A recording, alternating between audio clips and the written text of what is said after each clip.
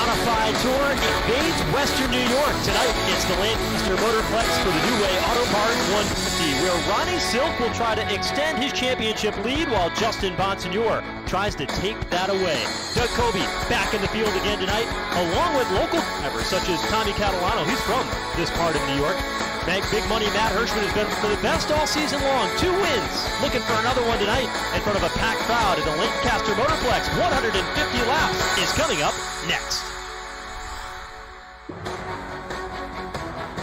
Good evening, everybody, and welcome inside the Lancaster Motorplex. My name is Joe Koss, alongside Andy Austin for the call of tonight's New Way Auto Parts 150. And what a beautiful day it has been. 70 degrees. Picture-perfect blue skies as we settle into the evening, and packed grandstand here at this racetrack, Andy. This is what they wait for all year long in Buffalo when there's 5 feet of lake effect snow. They finally get a great August night of racing on a very unique track. This is going to be an amazing 150 laps. And they're going to fire them up.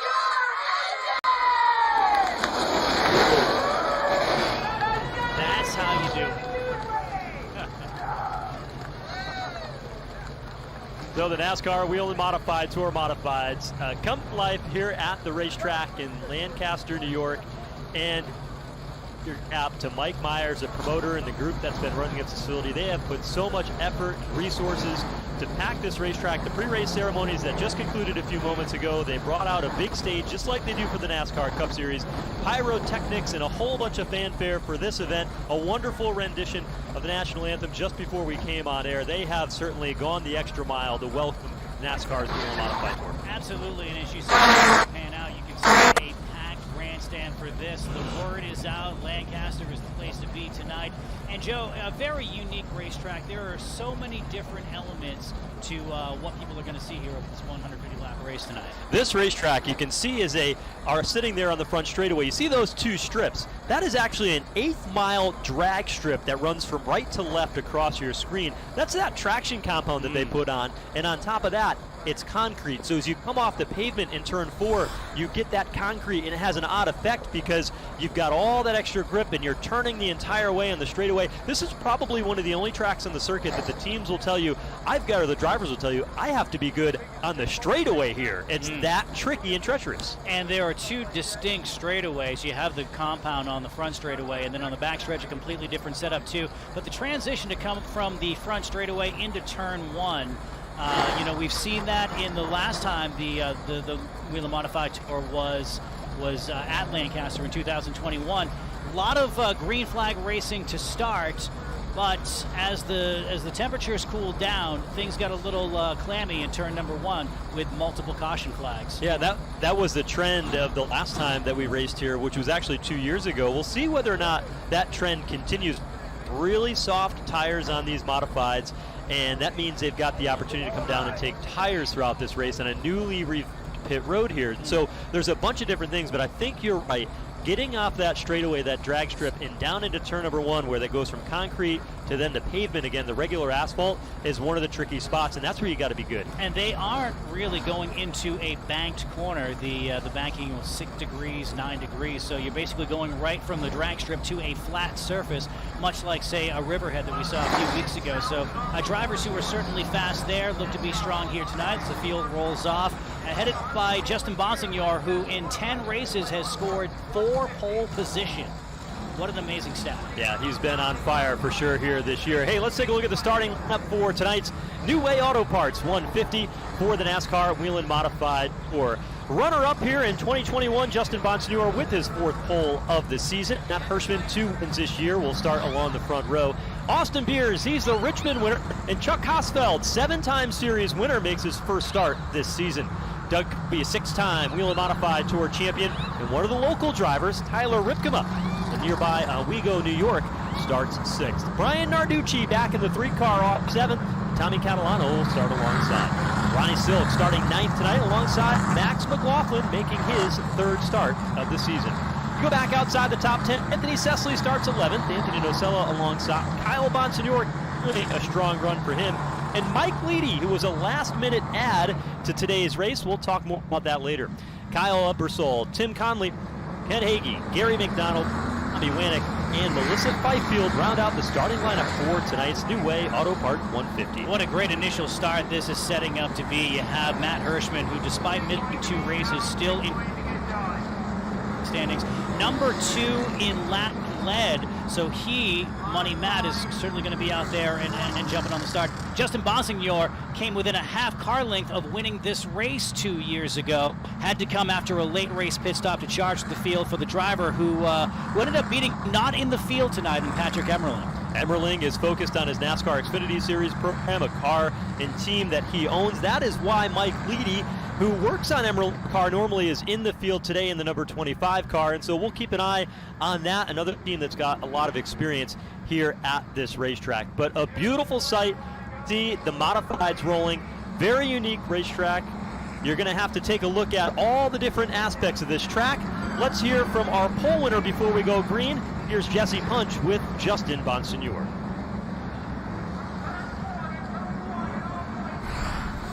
Coming off a win, last race at Loudon, starting on the pole here tonight, Justin Bonsignor. Justin, the last time the mods were here, you finished runner-up in that race. How confident are you now, knowing what you've brought with you tonight, that you can finish one spot better?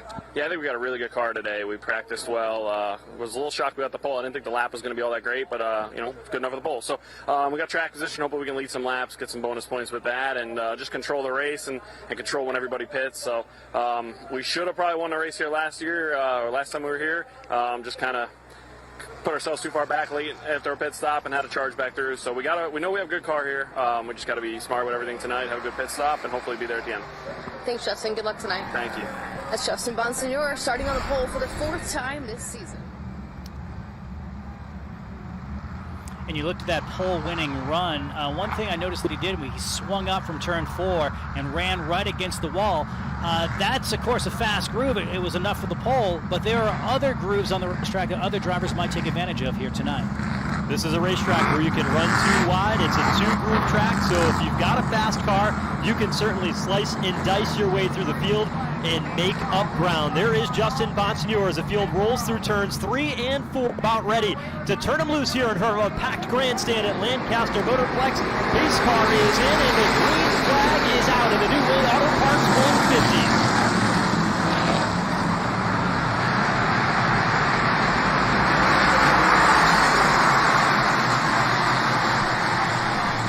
Hear that thunder down the back straightaway, and from the inside to lead lap number 1, Justin Bonsignor puts the number 51 up in front as they head back into turn number 1, single file. Matt Hirschman, car 60, settles in to the second spot. The 64 off the third, very easily, and the gap back outside the top 5. All very experienced drivers in there, and Austin Pierce, who may not necessarily be the most experienced wheel modified tour driver among them, is very good at this racetrack. He spent a lot of time with his dad, Eric, working modified tour, modified at this racetrack in other divisions, and he's got a lot of experience here. One driver who is not in the picture, we talk about the big 3 this year with Justin Bonsignor, also Doug Roby, and Ronnie Silk.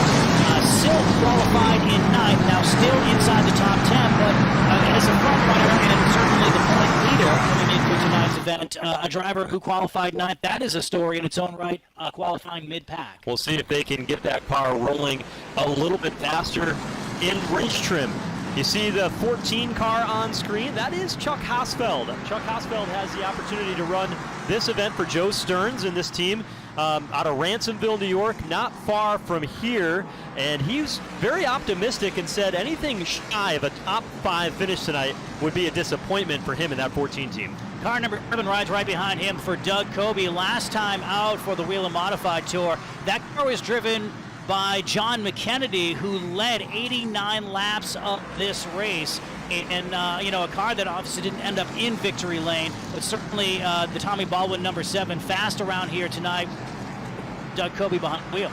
Tommy Baldwin, who earlier this week had the opportunity to participate in NASCAR's Hall of Fame voting process, where saw Chad Knaus, Jimmy Johnson, and Doug Allison all inducted into NASCAR's Hall of Fame, an opportunity that Tommy Baldwin takes obviously very, very seriously, but his impact in NASCAR and in modified racing continues on as one of the national voices participating here in tour races.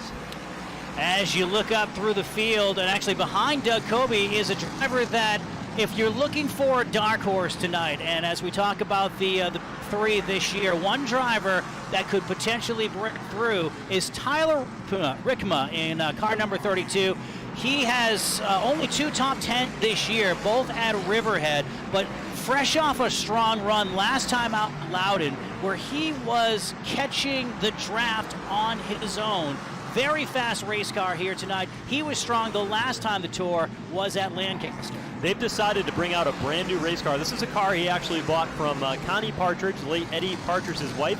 They went through, they put the whole car back together. They ran it at New Smyrna following the Whelen Modified Tour event as part of Speed Weeks at New Smyrna, and got this car in shape for here this weekend. And he was one of the drivers that came over and spent some time with Mike Myers and the entire team and checked out some of the work that they have done in advance of this Whelen Modified Tour event. But Tyler Ripkema has been having really good runs here this season. And earlier this season, he told me, you know, I just need to get to racetracks that I'm familiar with, that I know. And if I do that, then I think we're ready to have a lot of success. But going to these tracks for the first time has been really difficult for us in the family team. You really feel that with only one race under their belts as the Whelen Modified Tour in modern times, he really feels he is on the level playing field, or a much more level playing field with the rest of the pack. And the results are showing, too. An average finish of outside the top 10, 12.1, looking to increase that as they go around Melissa Fifield in the number 1. Justin Bonsignor breaks wide, and here comes Matt Hirschman down to the inside. Cannot give Matt Hirschman an ounce of room on the racetrack. This time he is forced high to work around Melissa Fifield, and that allows Austin Beers to close in a little bit. But look at Matt Hirschman. He's on the hunt, got a good drive off turn number 4, tries to pull to the bottom, but you watch that apex at the exit of turn 2 where the radius of the turn tightens up a little bit. He just couldn't keep his nose underneath.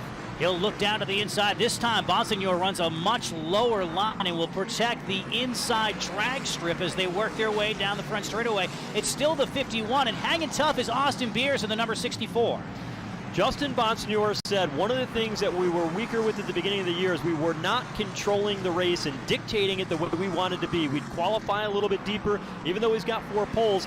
He wanted to go out and lead laps tonight, show that he had tremendous strength, and dictate what everybody else did. And I think that's why he's being pretty aggressive here in the early phases and protecting that lead over Matt Hirschman and not allowing Matt to run out and hide. Because as we saw at several tracks this year, Lee and Seekonk in particular, you let Matt Hirschman loose, and he is hard to reel back in. He rides in second right now, and Bonsignor, as you mentioned, going out leading some laps, hoping to get some bonus points. You heard the interview early on, and he comes into the event only 8 points behind Ronnie Silk, who again qualified 9th, and there might be some strategy there by not running inside, say, or qualifying inside the top 2 rows. Tommy Catalano continuing to work on the back bumper of Tyler Ripkema, another driver who calls Western New York his home, looking to the inside of the back straightaway.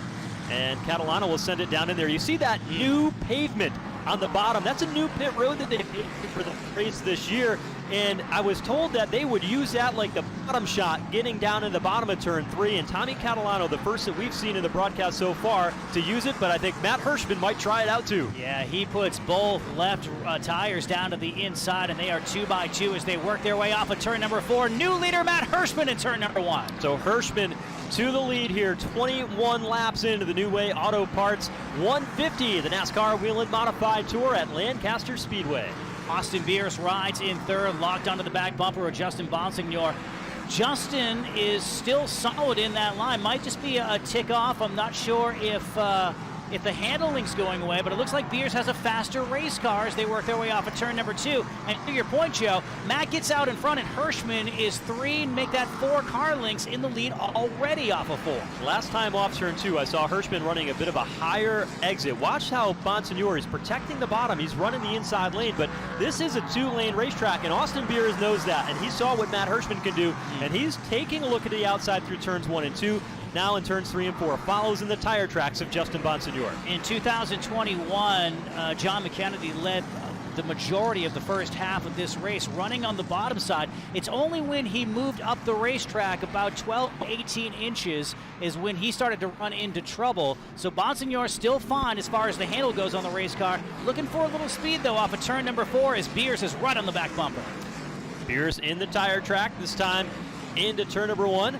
See the lap traffic up ahead that the race near Matt Hirschman will have here in a couple of moments. as they go back into turn 3. You see the closing rate for Beers much better on entry at the beginning of turn 3, but lap traffic will prevent his progress. Car number 3, Brian Narducci, having another start in the old blue car, and every time he's been out in that race car this year, they've been ultra fast, running in the top 5 in Richmond for a number of laps, and good to see the number 3 up inside the top 10 here thus far. Yeah, really good run for Brian Narducci. Not a lot of experience on tracks like this, and so that's a good start for him as he continues to move forward. Narducci in the 3, and you watch the battle between Justin Bonsignor and the 64 of Austin Beers, and all of a sudden things start to tighten up a little bit. Chuck Hosfeld in the 14. You've got the 7 New York of Doug Coby, and Tommy Catalano starting to make waves as well. He's moved into the 6th position after he got by Ripkema. Right behind them is the car number 77 for Mad Max McLaughlin. McLaughlin in car 77, you see him on your screen going to the outside with Ron Silk in tow. They go around the lap number 26. Last time out, he sat on the outside pole last time out at this racetrack and finished inside the top 3. This is a home race for these drivers, so good to see 77 Max McLaughlin behind the wheel tonight. At the start of the broadcast, we talked about the 16 car of Ronnie Silk. He's a championship point leader, but he qualified back in the 9th position. And that was, I think, a strategy call that worked for them at the Wall Stadium. They qualified deep in the field there, and they wanted to focus their efforts not on a qualifying lap, but a decent qualifying lap and build more towards long race speed. Ronnie Silk, 30 laps in, has not progressed, currently sitting back in the 9th position. That's exactly where he started. It's still early, but just something to take note of as we get underway. Doug Coby continues to run in position number 5.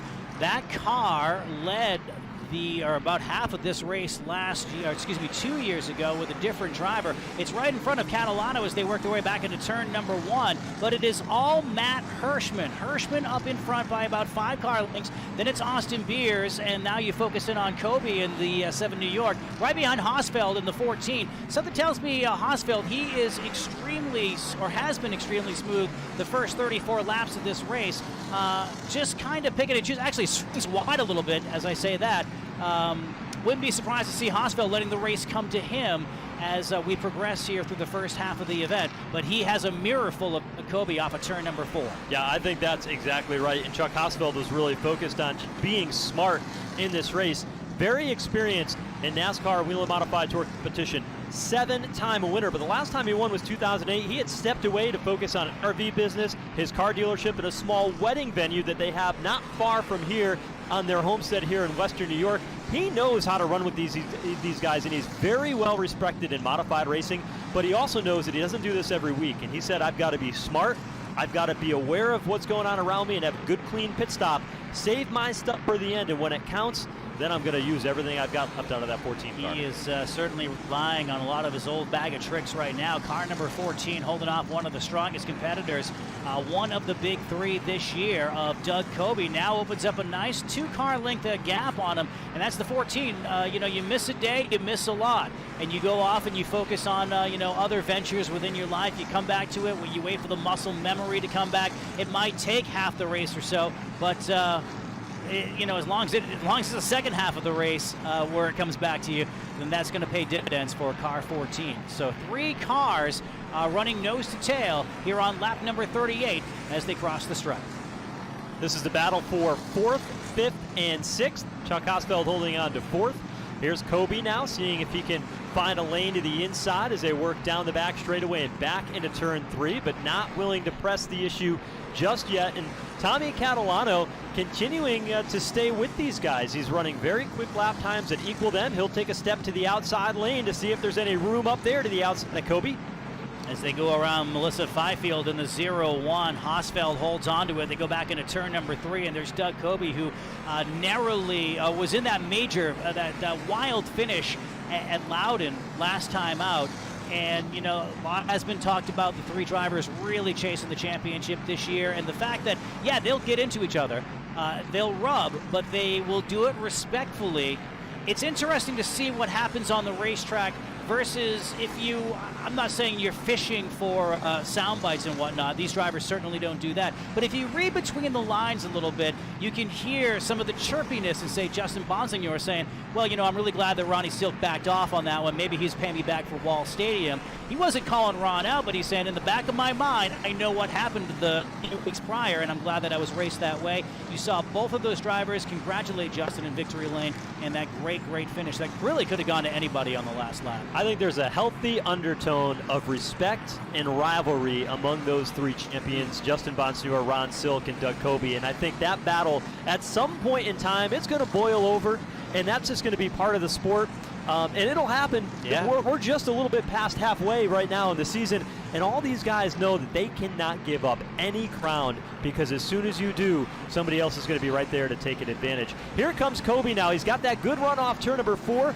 Finds a window of room down to the bottom of Chuck Hausfeld, and let's see if he can get it done. Is side by side off of turn number 2 and rocketing down the back straightaway at the Tommy Baldwin number 7. More rolls into spot number 4. So again, 10 championships, series championships between those three drivers, and I think getting back to the level of respect, they've been there, done that. This isn't their first rodeo. They know that they're going to be racing around those other drivers all year long based on their performance. But still, whether you're watching Wall, whether you're watching Riverhead, and watching these drivers just beat the daylights out of each other, but yet keep it straight, you're like, well, this is going to be the week. This is where it is. They've run cool here for a couple of weeks, but no, this is where the gloves come off. But no, every single week, you know, if they do get into each other, they let each other straighten it out. And again, it comes back to the years of racing around each other and the respect that goes along. But in these hot summer weeks, that's got to boil over at some point this summer. Give all a reason to continue tuning in and watching the action here. The New Way Auto Parts 150 from Lancaster Speedway out in front. Matt Hirschman leading the way. A great battle right here. Tommy Catalano trying to move inside the top 5, working to the inside of turn 1 of Chuck Hausfeld. He's got Tim Conley, the yellow number 4, lapped automobile up ahead. Wasn't a factor, but Tommy Catalano now moving inside the top 5 and picking up another spot. Well, look who's coming into your picture right behind Hausfeld, the silver and red number 16. There is Ronnie Silk. He is up to 7th. So we talked about how he started back in 9th and was very quiet, but now just shy of 50 laps in the 1/3 mark of tonight's race. And Ronnie Silk has got a long run race car that is starting to come to life. You saw the 14 car of Hausfeld wobble a little bit coming up off turn number 4, and that allowed Silk to close right to the back bumper. That is just so smart on the 16 team's part too, because if they go back and they look at, because they are building the notebook of Lancaster, they only have one race, that was 2021, and it ran for about 70-75% green flag, long green flag run like we've seen here in the first 51 laps of this one. So if this race is going to be anything like the last one, it's smart to not necessarily go up there and you know, run the money lap and get the pole, let the race come to you. You're seeing that in Ronnie Silk's move. I mean, this year, as you've said, Joe, racing with fire in his eyes. He already has a championship. He, again, has been there, done that. But I think people have seen Ronnie Silk race a little differently this year with a little more intensity than he's had in the past, and certainly paying dividends as your point leader. He's led the points for the majority of the season. He's a very focused individual, but this year he has been really locked in, and you can see it in his presence out of the race car in the pit area, and certainly what he does holding that steering wheel on track. He is carving his way through the field. He's closed up on the back bumper of the 6th place car now, Chuck Hausfeld, and he's running lap times that are just as efficient, about 5 seconds behind the race leader, Matt Hirschman, but that car really coming to life. And although we had a real long green flag run in the one race we had here 2 years ago for the Whelen Modified Tour, at the end, it was a bunch of little short runs because there was a lot of cautions at the end. And so having a good long run car, well, that might get you in position now. But I think the crew chiefs have in the back of their mind that this could be a track where there is a ton of short 1, 2, 3 lap runs towards the finish of that one. So we'll keep an eye on that.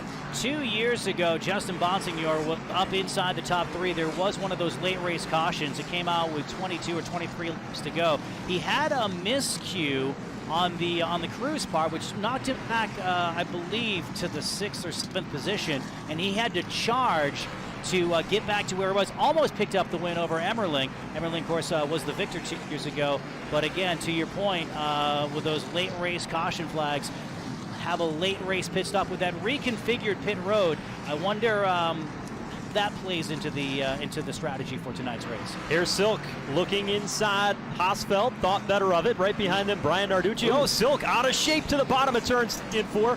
Ropes it back in, and Hosfeld is able to open things up a little bit. That's where the transition that we were talking about earlier got the left front just about on the grass. Maybe he just went a little bit too far for Silk. He's bringing Brian Narducci with him, too, and if you're going to follow in the tire tracks of somebody, Ronnie Silk is a really good customer to do so. There's Kyle Bonsignor in car number 22 right behind. He has had a, I wouldn't say down day, but certainly not the level of performance that we've seen out of that race car this year.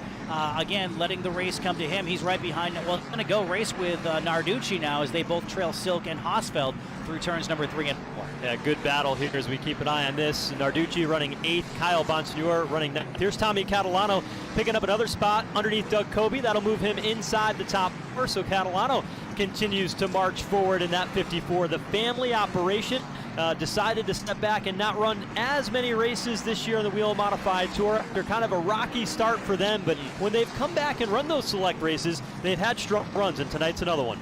Yeah, good race for him as Silk goes down to the inside, makes that 10-12 lap pass over Chuck Hosfeld as they continue to work their way down the back straightaway. One driver you'll see on the ticker not exactly having the best night is someone that we certainly forecasted to have a better one is Tyler Ripkema. He is back in 15th position, so desperately wanting a pit stop or an opportunity to adjust his race car. It was fast in the first 20 laps, but it just all went away very quickly. He told me before the race, I'm a little bit worried about the new car blues. And you know what, brand new race car, he said, but we're going to go out and give it a shot anyway. So that's a good story to pick up on. Tyler Ripkema did fall back after a good strong start in the 6th position earlier tonight. And we started a little bit about the 22 car of Kyle Bonsignor. Having a great season, 5th in points, has been averaging good qualifying runs and continuing to be just about the top 10 all season. He had a long streak going at the first part of the season. They've kind of fallen off in the last couple of races, but he's right back at it again,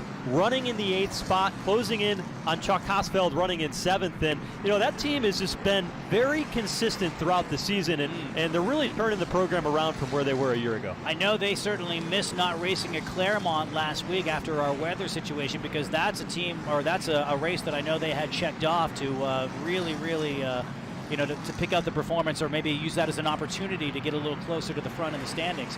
As the 22 rides behind the 14, solid for Hosfeld, and one must wonder if you run 150 laps. I don't think anybody thinks we're going to go green to checker on this one, but you know, the more laps that you run, when you don't run every single week, and you know, you're certainly not 22 years old anymore, if there's any wariness on Chuck Hosfeld's part as the race wears on. Well, you know what, one thing that's important is that the Modified Tour has been changing tire compounds a little bit based on various racetracks, and this is back to a very soft right rear tire once again. And as this run goes on, it's going to really put these guys up on the wheel, elbows up, trying to keep these cars underneath them. So you can already start to see them, especially with that transition from turn 4 onto that concrete drag strip that we were talking about. The car's starting to step out a little bit, the nose not giving them the grip that they need on corner exit. All those things are going to start coming into play, and we're just up to the halfway point of this race here in a handful of laps, and there's still a long way to go. How about car number 54, Tommy Catalano, moving up into position number 3 now. Justin Bonsignor shuffled back just a little bit. Everybody's still chasing Matt Hirschman. Car number 60 jumped out in front after Justin Bonsignor led the first couple of laps, but 60 has checked out. Good battle further on back. Hosfeld with a mirror full of Kyle Bonsignor. They're side by side back to the stripe, and Bonsignor give him the advantage back into 1. That moves him into the 7th position. Brian Narducci in old blue number 3 going to slide right into the back bumper. He'll cut that car hard to the left, try to use the inside lane, but Hosfeld outbrakes him on entry, but here comes Narducci on exit. Again, look at that car just sliding around as he came off turn 4. It's great old school racing, and to see old blue, whether it's Jake Johnson, whether it's Brian Narducci, little contact that time in turn number 2. That will separate them about 3 car lengths as they head back into turn number 3, running pretty much the same line. Neither driver really going down to that fresh pavement and trying to get that extra grip in turn 3. You can see Narducci backing up the corner entry. He's not as good on entry, but boy, he gets set back to the gas pretty quick, and it seemed like he got to it so aggressively, and Hausfeld's car just didn't take off that they nearly spun and came together. Here they are again, about 2 car lengths separating between the two of them as they guided up off turn number 4. 74 laps now complete, or 73 laps complete in the New Way Auto Parts 150. It isn't necessarily about winning the race for every single driver in this field here tonight. You have drivers with different motivations like Hausfeld. You have Mike Leedy in a story we'll get to a little bit later on. But right now, on your screen, you'll see your leader off of turn number 4, Matt Hirschman. Hirschman is up in front. He's been up there since about lap number 22. Swings wide that time through 1 and 2. It's going to cost him a little ground. He's got a healthy advantage back to Austin Beers, who runs in second. But Beers did close in as he worked that lap traffic. He gained about 0.3 of a second just because of that move, Andy. You see the gap, though, pretty heavy. And there's Austin Beers now behind all these lap machines. Tommy Wanek, Ken Hagee. Austin Beers goes well wide at turn number 1, and he will give up the same speed and ground that Matt Hirschman did a lap ago. And Matt Hirschman continues to lead this race. Ronnie Sill continues to lead the standings and laps led in the Whelen Modified Tour this year. Coming into this race, and to this point, he has led 396 laps. Matt Hirschman, number 7 in the point standings, despite missing 2 races. He's currently number 3 in the standings when it comes to laps led with 324. So you throw in the 50 or some odd laps that he's led here tonight. Hirschman, despite missing 2 races, wouldn't that happen if he was the lap leader for the entire season? He's closing in on Silk in that stat. Yeah, he's done a great job. When he has showed up in a big way. You know, Justin Bonsignor started today's race on the pole. He led the first 20 laps so far, and then he fell back. Right now, he's running in the 4th position as Doug Kobe and Ron Silk closes in. So Silk is up to 6th. He hasn't gained that many positions, but he has gained a lot of track position. He looks to the inside of Kobe, but Tyler Ripkema going to go a lap down to his inside, and the lead will work to the outside. Silk now down to the inside of Kobe and makes quick work of car number 7 as Ron Silk will follow in on Tyler Ripkema. Kyle Bonsignor gets by as well. One must wonder if the Tommy Baldwin number 7 is running into handling problems. He's dropped back just a little bit as they work their way through 1 and 2. You saw the bobble up off turn number 2 ever so slightly for Doug Kobe, and that was enough for him to lose a handful of positions. He's going to be happy, though. The caution is out for the first time. 81 laps into the New Way Auto Parts 150 at Lancaster Motorplace. Matt Hirschman had led the whole way so far, I should say. He's led since lap 21 where he over the race leader. We've had 2 leaders. Justin Bonsignor led the first 20 laps, and Matt Hirschman has gone the rest of the way. Opened up just shy of a 3-second advantage over second place Austin Beers, but they've got fresh Hoosier Eagles, or fresh Hoosier tires, I should say, on the pit lane, ready to get changed as these guys will all come down pit road. How many tires do you anticipate these drivers changing on this pit stop? Will it be 2 tires? Will some take 4 at this juncture of the race? It's an 11-tire race, and you had to start the races that you qualified on. It's going to be for pit strategy. Matt Hirschman and car number 60 has led this race for a decent distance of it, and even though they are the Whelen Modified Tour is building the notebook for racing here at Lancaster, that home track advantage to have all the wins that Matt Hirsch has at this facility really paying dividends here mid-race for car 60. Yeah, no doubt about that. So 82 laps in, this is going to be that brand new pit road that they've never seen. To answer your question, I'd expect everybody to take 3 tires here. That left front tire can usually hang on the entire of the distance, but you documented earlier about some of the challenges that teams have had on pit road. It'll be curious to see whether or not there's any as a problem that adds some more interest and intrigue to what we have seen so far, because that has been the trend when we've introduced the pit stops back into the competition. Last time out, Justin Bonsignor had and it wasn't even really a miscue on pit road. It was just that everybody was a little bit faster. So a driver who was in the top 3 for the majority of the race was kicked outside the top 5, had to rally, almost won the race, but without that pit miscue, certainly would have had a much clearer path to a victory that night, as you see Matt Hirschman roll down the pit road this time. And because he had such a big lead, there were several lap cars between he and Austin Beers. Look at, he's got 20 car lengths on pit road. This team can go to work, get things done, but not rush, because as long as they have a good, clean pit stop, they can get back out onto the racetrack. Right behind them, you see the 51 of Justin Bonsignor is in. They're working on the right side tires of Matt Hirschman, and there you see the left rear tires off, and the crew member going underneath that car to make an adjustment. This is going to be a pretty long stop for the 60 car of Matt Hirschman, and might create opportunity for somebody else. I thought they were just going to have a nice, easy pit stop, maybe have some ice cream, because it just seemed like they, oh no, Austin Beers beats him off pit road. Justin Bonsignor off pit road too. So it seems to be a bigger deal for the 60 than we originally anticipated. Everybody's getting off pit road. They might have had too much ice cream on that pit stop.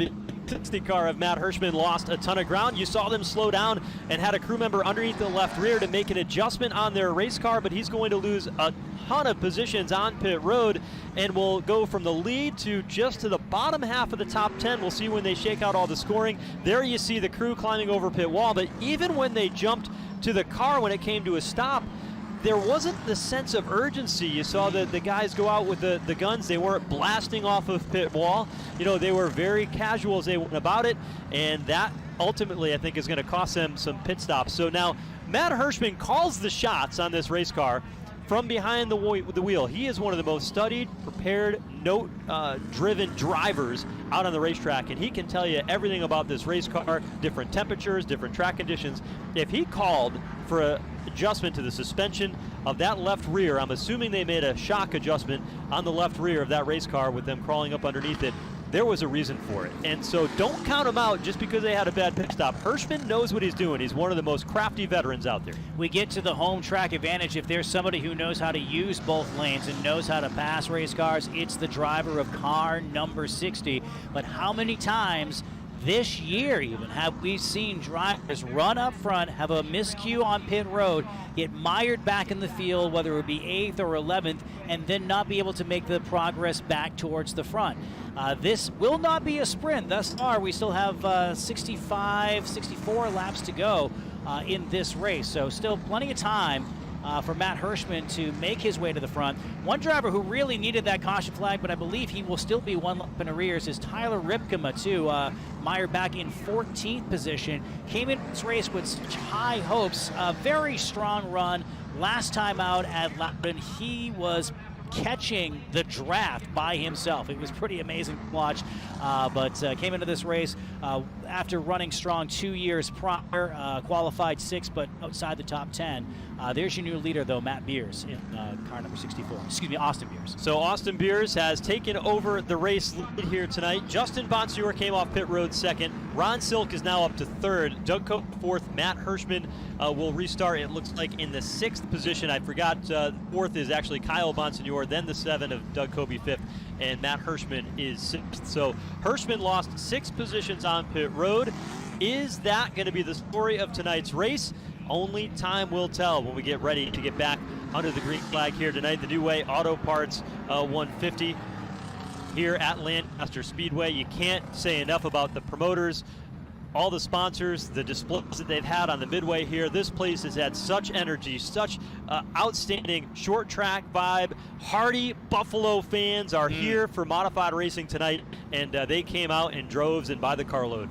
And did not break any tables as far as I know yet. That would be an amazing victory lane celebration. You know, like tracks love to do different trophies and whatnot. What if they made the winner crash through a table? I mean, if you're a Buffalo Bills fan, I want to see that. I want to see my winner going through a table after 150 laps. Maybe not, but no, there is it's electric here tonight at Lancaster, and you can see it by, I mean, nothing attracts a crowd like a crowd. I often say that, and fans absolutely packed here tonight on an August Saturday night for a part of the country that receives feet of snow, sometimes 5 in a storm. Shoveling out multiple times per storm. This is what, if you don't like winter and you're in the Buffalo area, this is what you're here for. A nice, Saturday night in early August. Still a little daylight. You can see the sun fading a little bit in turn 4. Getting ready to get back under the green flag here in the New Way Auto Parts 150 from Lancaster Motorplex. Austin Beers, after a round of pit stops, won the race off of pit road, and he leads for the first time today in the 64 car alongside pole sitter 51 in Justin Bonsignor as they get ready to turn him loose one more time here in Lancaster. Beers and Bonsignor will bring them to full speed, this time off of turn number 4 in the restart zone. Green flag is out. Austin Beers pretty quick down to the inside lane, is able to clear Justin Bonsignor. Now the battle for second, those two championship contenders. As far forward as he has been all day long, working the bottom of Justin Bonsignor. And remember at Loudon, the 51, the 16, bumping Nerf bars. They've done that pretty much every week this year. And again, the cream rising to the top. The big three in or on your screen right now. 16, 51, 7, and look at Matt Hirschman wasting no time answering the call. Back inside the top 5. Here is Ronnie Silk now. Inside lane, wheel to wheel off turn 2. Bonsignor holding tight on the outside lane with Kobe waiting in the wings. Bonsignor a side edge in turn 3. If I'm Austin Beers, I look in the rear view mirror. I see these drivers battling side by side. I pick my lane. I get to getting. I get out as fast as I can and build that lead. What a breakout year for Austin Beers with the win at Richmond. This isn't necessarily a large track like Richmond, 3/4 of a mile compared to 5/8 of a mile, but still a little bit of size on this one, and it's really paying dividends for Austin Beers now as we watch the battle between Doug Kobe and Ronnie Silk for second. Kobe able to get underneath Bonsignor, as did Matt Hirschman. So Bonsignor now falls back to 5th and continues to lose ground to the top 4. Here is Kobe putting the heat on Ronnie Silk off turn 4, and Hirschman is there. He's picked up 2 spots since we went back under the green flag 5 laps ago. Kobe is in the tire tracks. He's bringing Matt Hirschman to the party, and to your point, Bonsignor off just a tick again. Car 51, not sure if they had something where they didn't, or they over-adjusted on their pit stop, which is now he's falling into the clutches of Kyle Bonsignor. Yeah, Kyle Bonsignor, they are cousins as they work off turn 2 to the back straightaway, closing in. But here's the battle among the top 4. Ronnie Silk has not been able to gain a ton of ground on Austin Beers, but Austin Beers at the same point in time isn't just driving away from these veterans behind him. Kyle Bonsignor looks down to the inside. He has Tommy Catalano in a 3-way battle further on back as they are battling just inside or outside the top 5. 51, 22, here comes the 54, putting his nose down to the inside, and there's Tyler Ripkema as well. Ripkema is 1 lap in arrears, which is a tough break for the 32 car.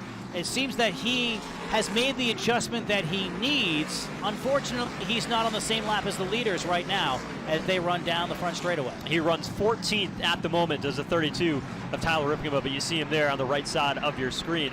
This battle, the 51 of Justin Bonsignor, Kyle Bonsignor in the 22, and continuing to have a strong run solidly inside the top 10 is the 54, Tommy Catalano, running in 7th right now, and that's going to be a big morale boost for the entire team. They certainly have changed up their plans in 2023. They came out all guns blazing, didn't have the results that they were looking for, but when a race team changes their focus and decides to say, we're going to do this event, we're going to pick and choose, and they put all their eggs in the basket of a certain race, you really hate to see, obviously, things not work out for him. 54, really things paying off for him here, middle stages of this race as we watch the Bonsignors, as Matt Hirschman has driven away from these drivers as well. Yeah, Matt Hirschman does not have the speed, though, that he had on that first run before he was able to cut his way inside and outside, put his car wherever he wanted. But that adjustment that they made doesn't seem to make that car run as fast as it did earlier, because he has still got quite a distance to track down Doug Kobe. And Austin Beers continues to open it up and open it up and open it up, and he's starting to drive away with this thing. I wonder if it was the right caution at the right time for Matt Hirsch, where it was preventive maintenance on the number 60, where things could have really gone south had the caution flag not come out for another 10 laps or so. And the adjustment that they made on the race car certainly, to your point, Joe, it's not as fast as it was before, but it's something that they had to do on the race car. Or again, did they over-adjust? Up front, Austin Beers has lap traffic ahead of him. It's stabilized at about a half-second advantage back to Ronnie Silk. That was the lead battle. We go back a little bit deeper in the pack, continuing to watch the battle for 5th. That's a good one too. Here's 3 drivers now inside the top 3, all in the same screen, about 10-15 car lengths separating. It's a tight battle here inside of 44 laps to go. Doug Kobe close right on the back bumper of Ronnie Silk, and they will go single file down the back straightaway, about 5 car lengths behind your leader, Austin Beer, as they work their way off of turn number 4. Further on back in the pack, nice to see Mike Leedy break inside the top 10 in a race team that won this race 2 years ago, with Pat Emmerling not in attendance here tonight due to his Michigan commitments. It's good to see him get a start and run with his dad, Jan Leedy, who is calling the shots here tonight, seeing just the father-son aspect of the Whelen Modified Tour. And I wouldn't say a changing of the guard, but just to see generations working together tonight. Go one step further, 3rd generation, his daughter Alyssa, who races modifieds as well, always works on the Emmerling car, helping her dad. You got 3 generations of Jan Leedy, Mike Leedy, and Alyssa Leedy, all part of it. And not having the run they hope to have here tonight, back in 11th, but still a good run for the team that is really making a rare start on the modified tour. This battle, though, here for the 2nd spot, really starting to intensify. Kobe is starting to go after it, and look who's coming in that black 60. It's now a 3-way race with Matt Hirschman entering into the picture. And to your point, Joe, as far as being the most calculated drivers out there, so you get in the race car and it's not doing what you wanted it to do. If you're Matt Hirschman, put the panic button. You let the race come to you. You strategize, and maybe you run a different line. You search and you find some speed, and eventually maybe you get closer to a battle for, in this case, something inside the top 3, which is what he's done. The car was not where, I think, to his liking the first 10-15 laps of this run, but it really has come to him in the last half dozen or so. Does he have enough time, though? He's 1.7 seconds behind Austin Beers, whose gap back to Ronnie Silk is expanding. It's just under 0.8 of a second right now. So Beers, even through lap traffic, driving away the veterans. Ronnie Silk, Doug Kobe, and Matt Hirschman, as they are all now left to battle for 2nd. But you keep an eye on what happened in the trends that we documented earlier. Those short runs to the finish. Could that become a factor in the final 37 laps? That's one thing that's working in Matt Hirschman's favor, is the fact that, you know, traditionally, and we only have one race to base it on, a lot of green flag at the first 85% of the race, but a lot of yellow flag and a lot of short runs in that case as well. You have Matt Hirschman continuing to run right there with Tommy Baldwin car. It's Doug Kobe running the Baldwin number 7 right behind Ronnie Silk as they work their way single file around the Mystic Missile number 4. Outside lane for Ronnie Silk as Tim Conley hangs in on the bottom, as he has been able to open up the advantage that Kobe had chipped away at. And here comes Matt Hirschman, looking a little bit low that time, seeing if he can gain some speed off turn number 4. A little bit lower, like a tire width lower on entry than Doug Kobe. It is a matter of inches for these drivers, and you have Matt Hirschman in car 60 still trying to get around the lapped automobile. The one thing that's working against him, we talked about something that was working for him, the potential caution flags and short runs at the end of the race, which we've yet to see. But the drivers he's passing aren't 16th place cars. He has to pass Ronnie Silk. He has to pass Doug Kobe just to get to have a shot at Austin Beers. So it's, again, drivers who know how to hold off hard charges like Matt Hirschman. The other car that's coming back to life is a 51 of Justin Bonsignor. That car had faded after the caution period, and we went back under the green flag, but he is now becoming a factor once again, closing within 2-3 car lengths and bringing Tommy Catalano right with him. You know, for the longest time we said, well, there's plenty of time left in this race. There's 60 laps, there's 50 laps, there's 70 laps. You know, they have time to sort things out. There are only 30 laps to go when they hit the start-finish line this time, and Austin Beers continues to be in command of this race. But we watch Tommy Catalano lining up right in the tire tracks now. Again, matter of inches, goes down to the inside. He's searching for a way around Justin Bonsignor. He tried low, swung high in turn number 1. If you watch the cars entering down into turn number 1, the 60 of Matt Hirschman is the only car that's got the right front brake rudder glowing red. Everybody else not using as much brake getting into the turn. Tells you that Hirschman's got his hands full with that 60 car. Here is Catalano, though, closing in on the 3-time champion, Justin Bonsignor. Bonsignor walks up the racetrack ever so slightly, but Catalano couldn't keep the nose underneath. This is what the fans paid for. This is why you're watching this on Flow here tonight. It is getting down to soft tires, a slick racetrack, a hot Saturday night, and open-wheeled competition with 27 laps to go this time. Car number 64, Austin Beers, is your leader. But to your point, Joe, I mean, yeah, rotors are starting to glow and elbows are up. Multiple lanes being used to try to advance their positions. Beers with now a 1.7 second advantage. Back to the second place, Ronnie Silk. You see Silk right there, a healthy advantage back to the 60 of Matt Hirschman. That runs in fourth, and Doug Kobe, who continues to try to hunt to see if he can gain ground on Hirschman, but Hirschman able to move into the third spot over a couple of laps ago when we were watching that battle with Justin Bonsignor, has now set his sights on Ron Silk. Yeah, watch Doug Kobe this time. He's really launching into turn number 1 and making up his ground right here. But Hirschman able to pull away off of turn number 2. Meanwhile, further on up in the back, you have Justin Bonsignor all over the back bumper of Tommy Catalano as they go around the lap number 26. They continue to swap it with 23 laps to go this time. Put Tommy Catalano inside the top 5 here tonight, and a great run continues for the 54 car. And if it continues on here this way, score a top 5 this year inside of 25 laps to go is going to be huge for that team. It is Austin Beers who continues to be in charge of this one. Ronnie Silk, your point leader, looking for not necessarily a max points night, but certainly padding that point lead, which was not too big coming into this one. It was single digits between himself and Justin Bonsignor.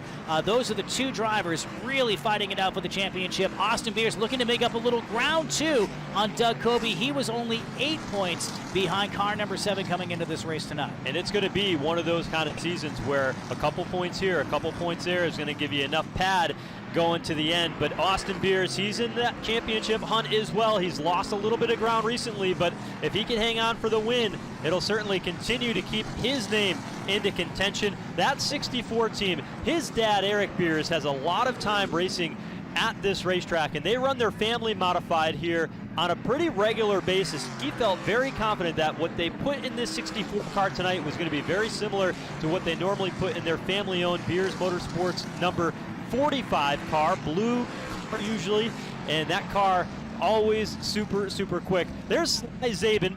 He is one of the crew chiefs for the 64 of Austin Beers, and he is one of the brain trust of this team. There is a 19 though that brings out the caution flag. Caution flag is out.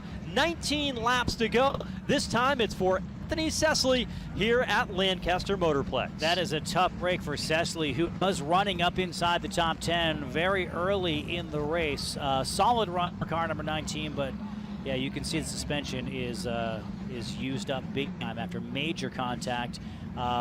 Looks like that, well, certainly it happened with the foam barriers that we see in the corners. Otherwise, it'd be a lot messy. Yeah, that's a weird place. Right on the straightaway.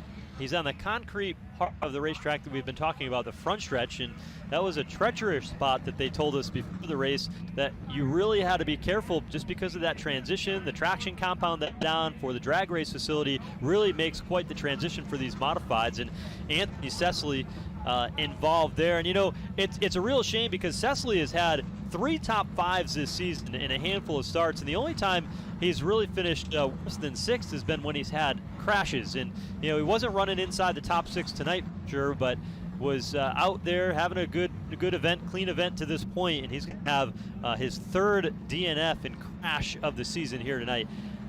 There is the race leader, Austin Beers. On the right side there, Sly Zabin, who worked many years with Mike Stefanik. They had an outstanding relationship. Mike Stefanik, Hall of Fame, multiple Whelen Modified Tour championships, and also on what was the Busch North Series now has transitioned into, you know, ARCA and the way that that organization has evolved over the years. But you know, Sly Zabin has a way of talking to Austin that's very unique, and they've got really 3 people that work together. One is Ron Uhas, who used to drive the 64 car, his dad Eric Beers, and then Sly Zabin. Those 3 work together in a way that has created the performance. Some of it is his dad Eric can translate what Eric's talking about, and then Sly Zabin and Ronnie Uhas are so good with the wrenches and the setup and making the decisions that combination has worked so well. And it's interesting because you usually don't see that. You usually see one person at the helm, and it works, but 3 guys seeming to make it work. Or if you're Matt Hirschman, you just do it from the cockpit of the race car. This race taking on a very similar look than we had 2 years ago, where we ran 125 laps with 1 caution flag, and that was when Woody Putcat had a mechanical issue and crashed into turn number 1. But after that, there was another caution flag on lap 134 with 16 laps to go, followed by another caution with 8 laps to go. So, and there were pit stops. At this point, 2 years ago, will we see the top stars of the Whelen Modified Tour pull onto pit road?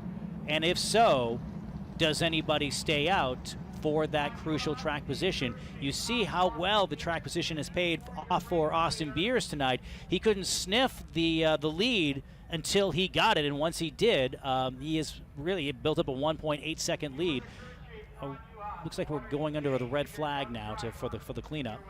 10 cars on the lead lap, and so if you're Austin Beer, probably not coming down pit road, Ron Silk, Matt Hirschman, but if I'm 8th, Chuck Hosfeld, Kyle Ebersole, 9th, 10th, Brian Narducci, you don't have a whole lot to lose to come down and maybe make an adjustment to your race car, and we could very well see that here as we get towards the finish. You know, I was talking about those 3 crew chiefs, so to speak, on the 64 car, and you pointed out, and I think you had a comment coming around, Sly Zabin had his head in his hands and was shaking his head here at this point in the race because they were going to win this thing going away, it would seem, as the green flag stayed out, but it didn't seem like that's what he was thinking when he saw the caution. I didn't know if it was the August on his head, but he was certainly sweating.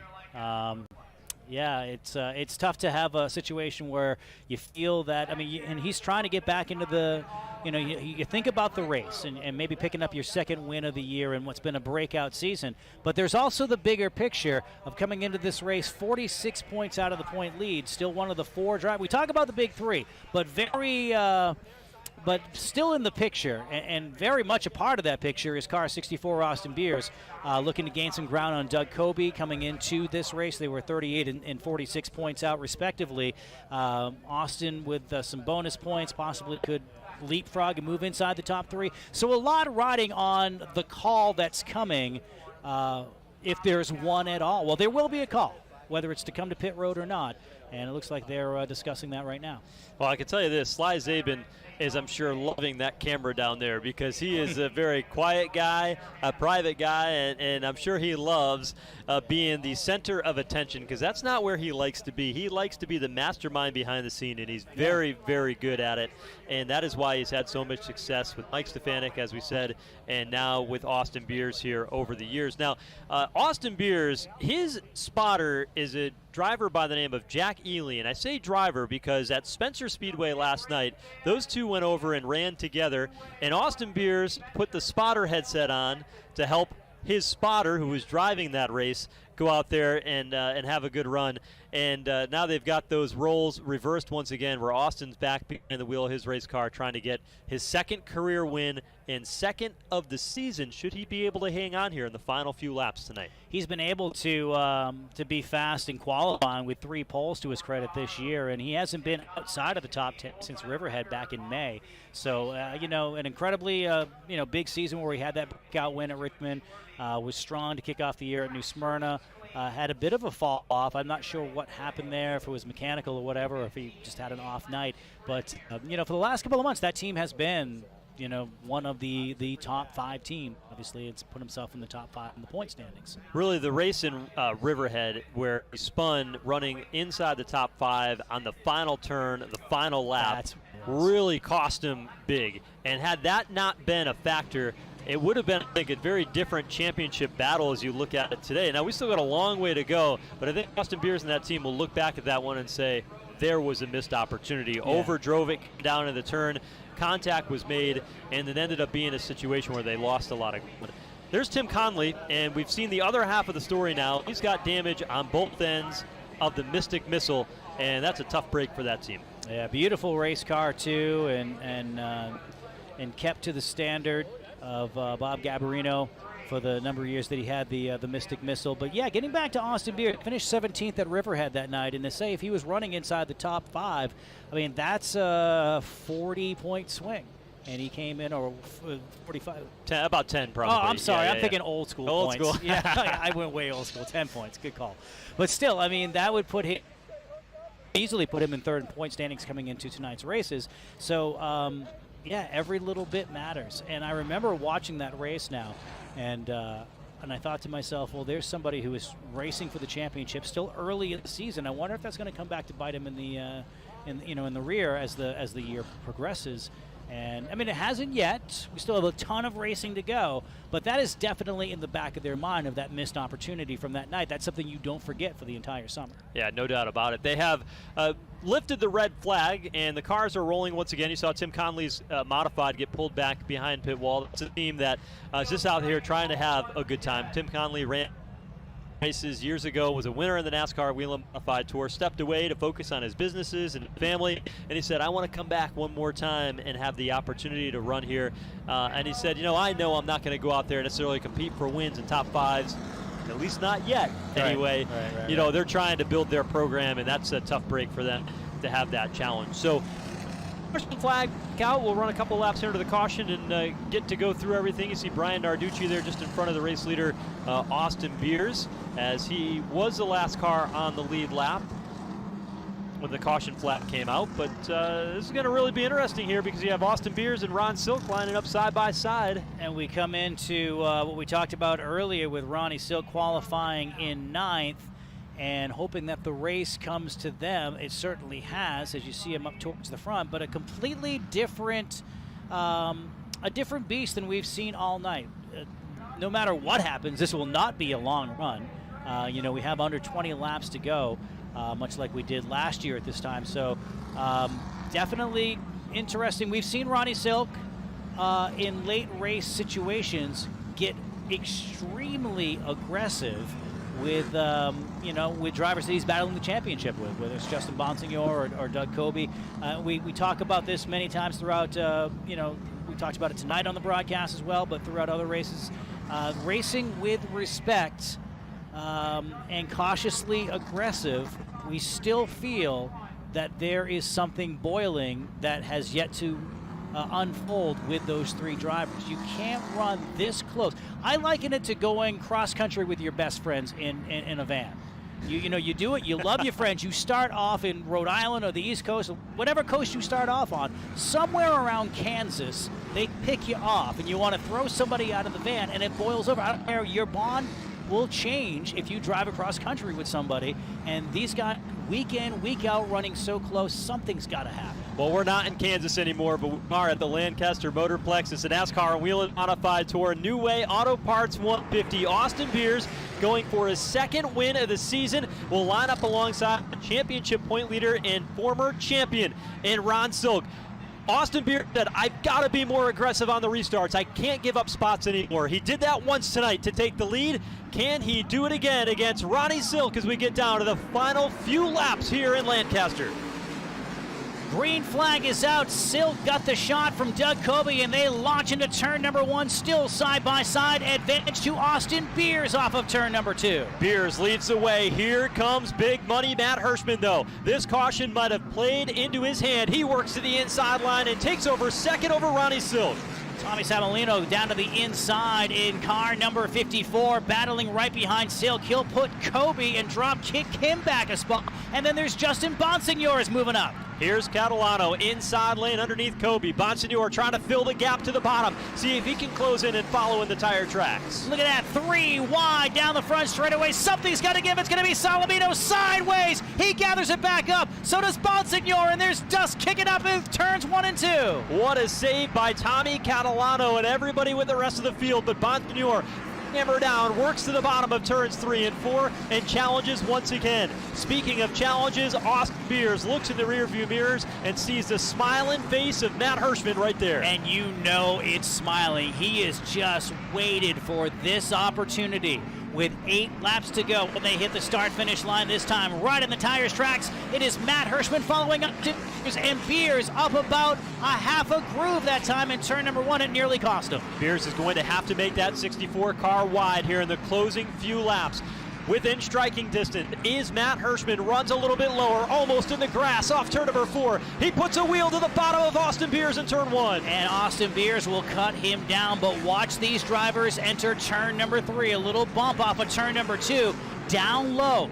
One driver can put his tires to the inside of the white line, and it's not the leader, Austin Beers. It is Matt Hirschman following him back into turn number 1. It's still Beers. Beers holding on for the moment, but Hirschman, you see the dust off the left front tire using asphalt and even a little bit more here at Lancaster. Into turn 3, Hirschman is there once again. It's a matter of inches and down. Sideways that time. They are just sawing the wheel off of turn number 4, battling for the win back into 1. Hirschman went over that line just a little bit too far, and he put that left front so far in that the car stepped out sideways. He found where that edge was. Is it enough for him to gain some more ground, though, here with 4 laps to go? Austin Beers out in front. He's still trying to make up from that bobble 1 lap prior, and had another one in turn number 2 that set it back about 2 car lengths, and now the battle for the lead has subsided just a little bit, but it is not over. 3 laps to go. This race will be over in less than a minute if we stay green. Hirschman starting to fade. Austin Beers, he's got a comfortable, what it seems like, 2 car length advantage. Hirschman kicking up dust in turn 1, but his car gets sideways. It's a last-ditch effort for Matt Hirschman. How bad do you want it? Austin Beers off of turn number 4 leads this race with 2 laps to go. The left front tire nearly comes off of 4. Turning and hammer down on that front straightaway. Backstretch 3, now 4 car lengths the advantage for Austin Beers. He'll look for the white flag this time. Just has to hit his marks, has the 3 that telling him how to run this final lap, and they go into turn number 1 with lap traffic ahead. Working to the outside, a Melissa Fifield that allows Hirschman to close in. Turn number 3 for Austin Beers. He's got a healthy advantage now as he comes off turn number 4. And Austin Beers, for the 2nd time this season, wins in the Whelen Modified Tour. Matt Hirschman comes across in 2nd. Great battle right down to it. And you see the team celebrating. What a moment. First time since Richmond. They go to the win, and they chip off just a little bit in the 2023 championship for the Whelen Modified. And you talk about promotion. You talk about the fan experience. These fans treated to an amazing race tonight. Great pyro display at the very end of this one. Well executed race by the 64 team of Austin Beers. Started 3rd, worked his way up to the front when it mattered most, took advantage of that pit stop midway through the race to be able to gain the race lead. But I think when you look at what this team has been working on, and Beers said it, he said, I cannot give up spots on restarts. I have to be more aggressive. And he did that twice, once against Bonsignor, once against Ronnie Silk, 2 champions of the series. He took over the race lead. He was aggressive. Him the win here tonight. They played it well. And then he looks in his rearview mirror and he sees Matt Hirschman. So he beat some of the best here tonight, and he's becoming one of the best.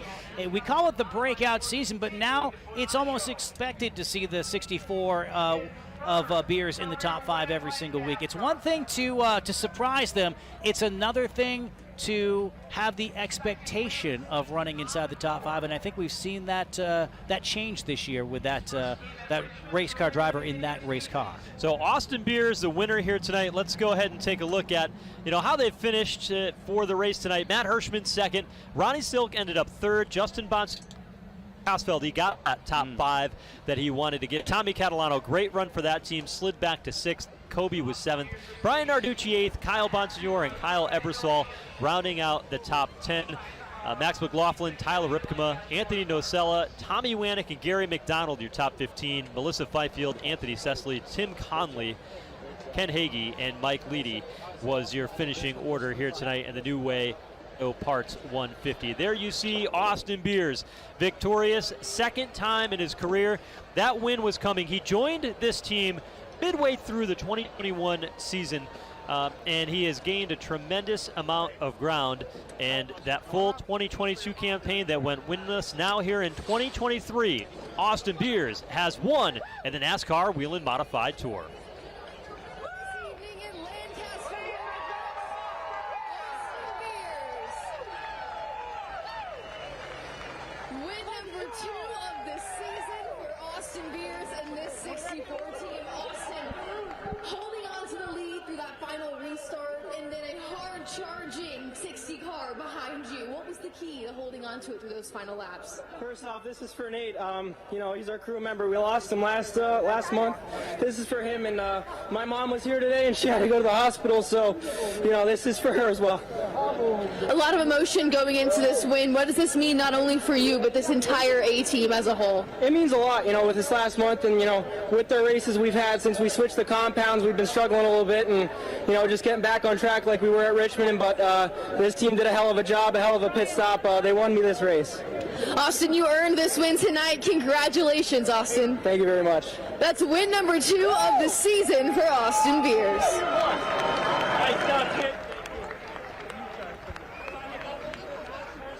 It certainly has been a trying year for them this year. Jesse, Austin Beers, and this team lost one of their crew members. You mentioned Nate Appel, who passed away, a young crew member, earlier this season due to a motor vehicle accident. And this team here has been certainly fighting hard, even though they have had the odds off the racetrack stacked against them. Noted health issues with his mom earlier today, and Austin Beers and that team just trying to build the momentum and continue the momentum that they've got this year.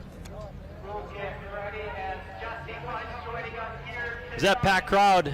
And boy, they got every ounce worth of that admission ticket that they paid tonight. Did you hear the roar of the crowd when Austin? Of course you did. I mean, it's great to see. We talk about the legacy of the Whelen Modified Tour and the paint schemes, the drivers who have been here for decades, and the health of the Modified Tour is in very, very good hands when you have a young star like Austin Beers really coming into his own this year. You mentioned the winless season last year, but they not only have broken out this year, but now backed it up, and very much a part of this championship battle.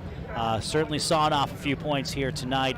It's going to be an epic battle right down to the wire for the 2023 championship. Now 4 drivers really strong. Let's hear from some of the other top finishers. Jesse Punch is standing by with Matt Hirschman.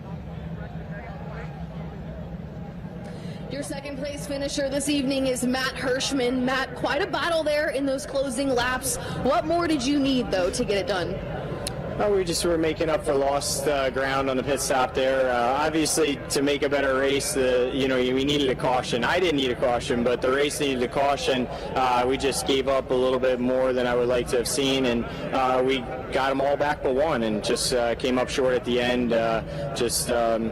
Didn't have enough at the end to make a pass. I was kind of able to pressure a little bit, but with each lap, he was actually starting to inch away. So I would have had to have been right away, right off the restart, but just didn't get it done tonight. Thank the whole team, PD Motorsports.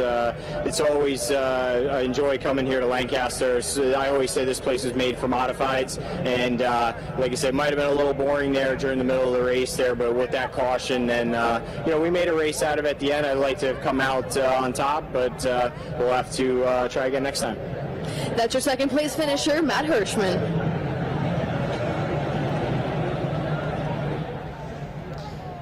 Where that pit stop, when they went from the lead to 6th, cost him a lot of track position, and Hirschman had a car that was fast at the end of that run, not so much at the beginning of the run, at the end of the run, but just ran out of time with Austin Beers driving away. And one must wonder if he really burned up his tires or used them up a little too much getting to Austin Beers. Hey, Dad. You mentioned that his car was there. You saw it fade a little bit towards the end. A couple of car links running short.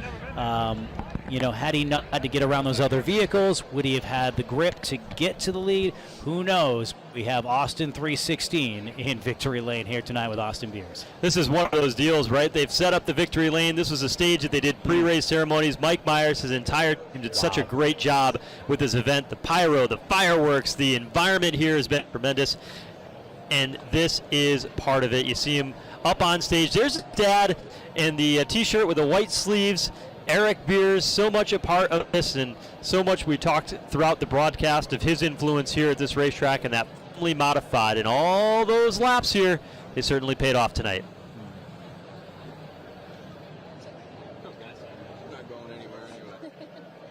Let's go back with third place finisher Jesse Punch. This evening goes to Ron Silk. Run, with the championship battle as tight as it is, are you satisfied with your run here this evening? Yeah, I'm satisfied with it. This isn't one of my favorite racetracks. I struggle a little bit getting around here, but happy to come out here with the podium. Want to thank this great crowd for coming out and supporting the event, and hopefully we'll be able to come back and do it again in front of you guys next year. That's Ron Silk, your third place finisher this evening at Lancaster. You mentioned Ronnie Silk. That is, the laser focus that he has this year to say Lancaster is a place that he struggles with and still comes out with a podium. Matt Hirschman, a little dejected for not winning the race. These drivers are so hardcore when it comes to win or second. I don't want to finish second. I just want to win. These guys are all about the W. And those are the days, and why Ronnie Silk is a veteran he is. It's a racetrack that, hey, isn't their best, but they were able to put together a good run and certainly got that car better as the race goes on. So the celebration continues on for Austin Beers and the entire 64 team. The next time the NASCAR Whelen Modified Tour is in action, it's to Connecticut, one of the long-time tracks on the circuit. It's the Thompson 150 to be presented by flowsports.com at the Thompson Speedway Motorsports Park, the traditional Wednesday night Midsummer Classic on August 16th. Hopefully we'll see you there or on live with Flow Racing. It's been an outstanding day today here at Lancaster Motorplex, an outstanding crowd on hand, but there was none better than the 64 of Austin Beers. He was not to be denied tonight as he captured his second Whelen Modified Tour win of the season. Austin Beers on top. He wins at Lancaster.